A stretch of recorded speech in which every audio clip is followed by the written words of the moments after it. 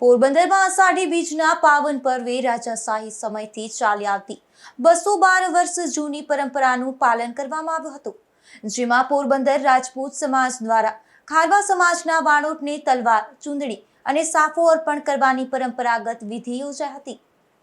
અષાઢી બીજના દિવસે ખારવા સમાજના ઇષ્ટદેવ શ્રી રામદેવજી મહારાજના વરઘોડા પૂર્વે આ ઐતિહાસિક પરંપરાનું પાલન કરવામાં આવે છે, જેમાં પોરબંદર રાજપૂત સમાજ અને રાજ પરિવારના સહયોગથી યોજાયેલા આ કાર્યક્રમમાં સૌપ્રથમ માતાજીનું પૂજન કરવામાં આવ્યું હતું। ત્યારબાદ શક્તિના પ્રતીક રૂપે તલવાર, માતાજીની ચૂંદડી અને સાફો ખારવા સમાજના વાણોટ કાંતિભાઈ બાદરશાહીને અર્પણ કરવામાં આવ્યા હતા।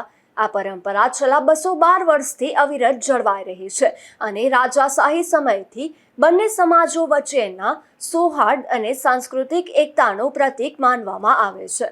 વિધિ પૂર્ણ થયા બાદ શ્રી રામદેવજી મહારાજના ભવ્ય વરઘોડાનું નગરમાં પ્રસ્થાન કરવામાં આવ્યું હતું। આ કાર્યક્રમ દરમિયાન રાજપૂત સમાજના પ્રમુખ રાજભા જેઠવા સહિત આગેવાનોએ શ્રી રામદેવજી મહારાજ સમક્ષ સર્વ સમાજના સુખ, શાંતિ, સમૃદ્ધિ, યશ, કીર્તિ અને આરોગ્યમય જીવન માટે પ્રાર્થના કરી હતી।